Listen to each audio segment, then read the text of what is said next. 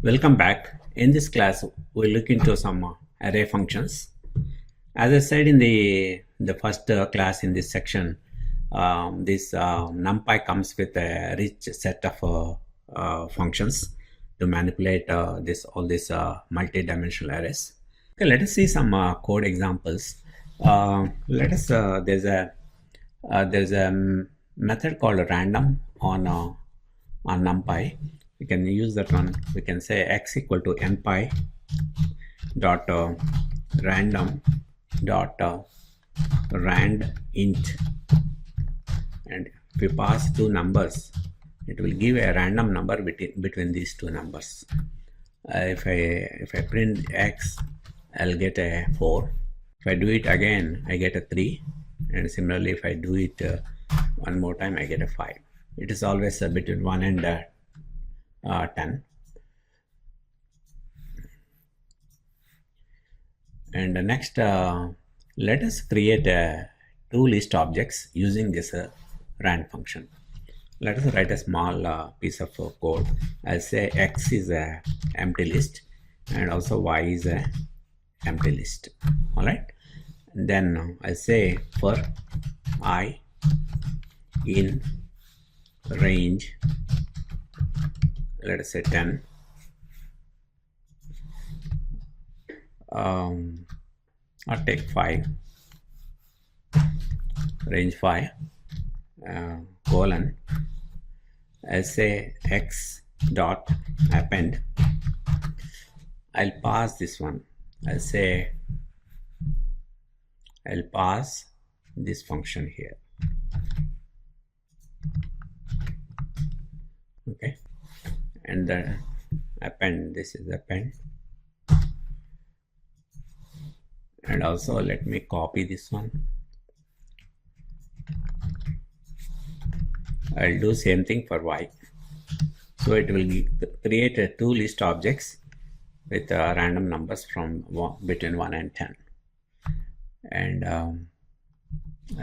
let me change it to range 10. And if I print x and y, let us see what we get. So we got two list objects. This is the first list, random numbers between 1 and 10.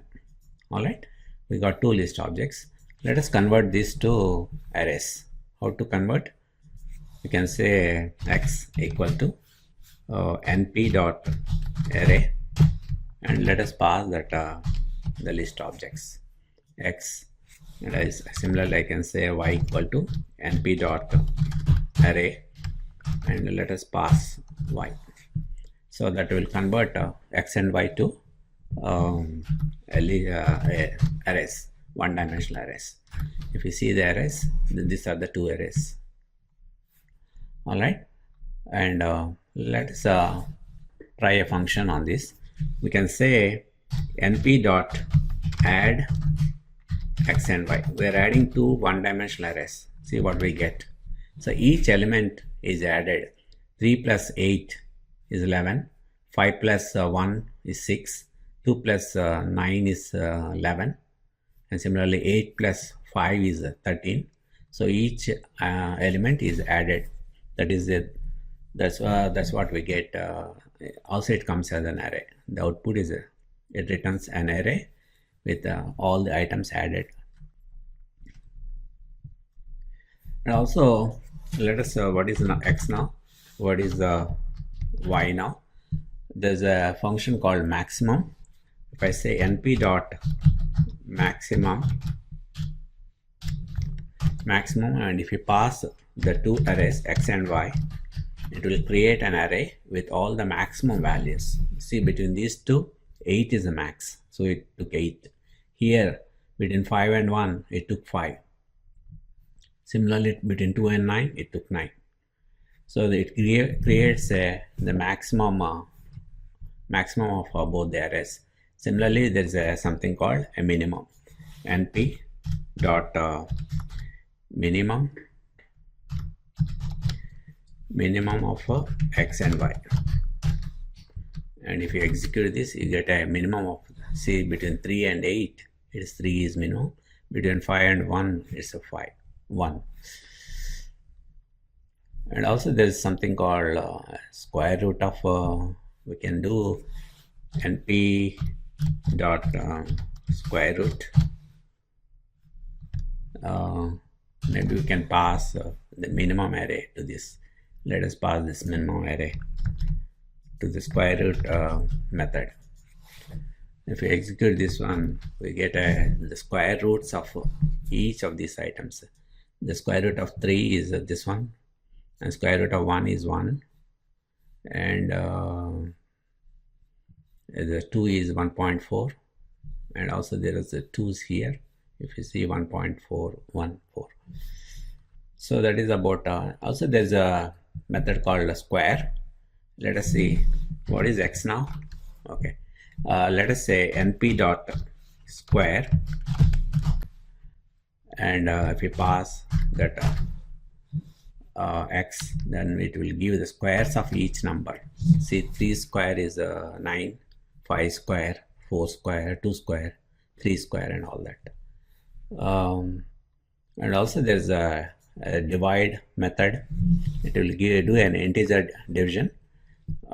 See, let's see what is x and what is y. Okay, if I say np dot divide and pass x and y, that will do an integer division. See, if when 3 is divided by 8, you get a 0. Similarly, when you do a 5 by 1 is a 5, and 2 by 9 is a 0. So it just does integer division. And also there's a power of, let us do np dot power, and we'll pass the 2 arrays. Then you will get, if I execute this one, you will get power of, the first one is, let us see, oh yeah, this one, 3 to the power of 8.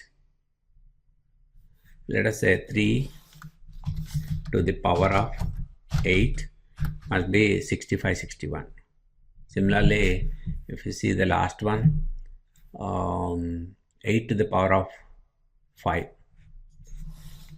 8 to the power of 5. 32, 768. That's how to find the power of a array with the 2 arrays. So we have mod method. I can say, let us see x now. Let us see x and y. All right. If you see, if you do a np dot modulus of x and y, this is what you get. You get modulus 3 by 8. 3 modulus 8 is 3, and 5 modulus 1 is 0, and 2 modulus 9 is 2, and all that. And also let us see, there is a sort method. Let us, what is x now? X is 3, 5, 2 something. If I do x dot sort, if I do x sort, and if I print x, it will sort all the numbers, and it will also store on into x. Similarly, if you do a y sort x, sorry, we do a y sort, it will, and you print y. All right, y is also sorted. And if you do, let us say there's a unique method, you can say np dot unique and pass, let us say pass x will give you, because there are so many 2's here, so everything 2's and 3's and 5's are all duplicated, then it will give 2, 3, 5 and 8, 9. Those are unique numbers. Let us see, let us get back our original random numbers. Okay,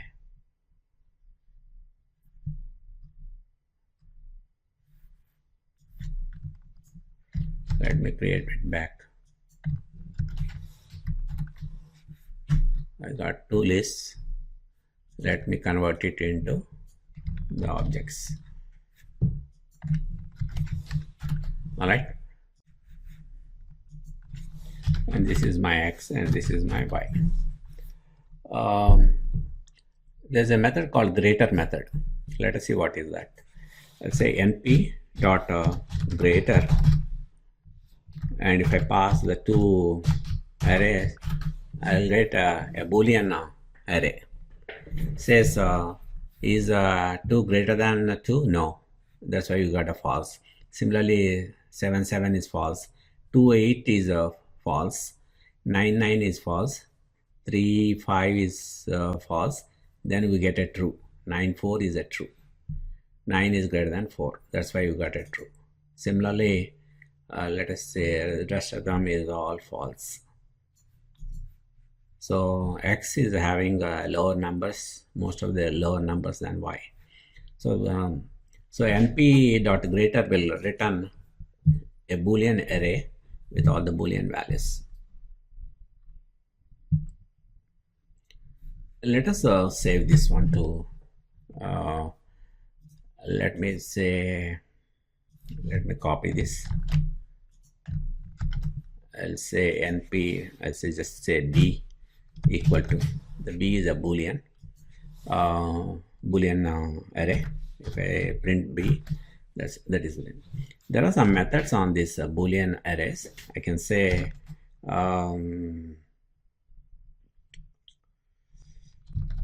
all.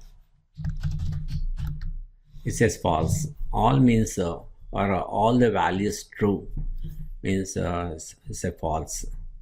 And if you say b dot any will return a true, means are there any values that are true, means because there is one true value, so that's why you got a true. So a couple of methods on the Boolean arrays, and there's one more method on equal. Let us say what is x now and y is this one, and if I say np dot equal, and if you pass the two arrays,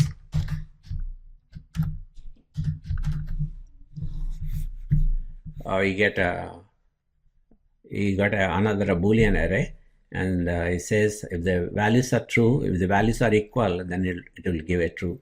2 2 is equal, that's why you got true true false and again true. All right, that is about equal. It checks the two arrays. And actually, if you go to this site, let me copy this site here. If you go to this site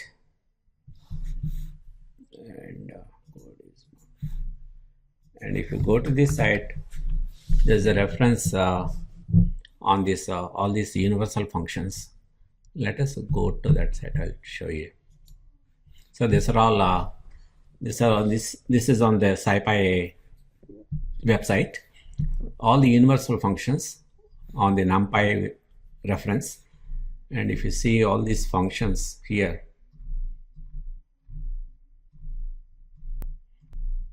so the math is basically these are methods on NumPy. Add, subtract, multiply, divide.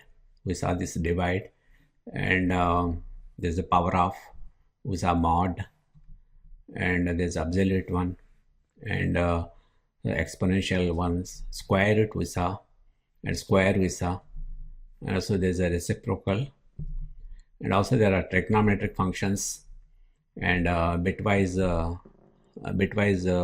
functions, and comparison operators. We saw some of these, greater than, and we saw equal, and some logical methods. We saw max and minimum.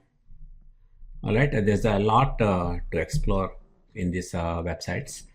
And okay, we'll stop here, and we'll meet in the next class. Okay, thanks.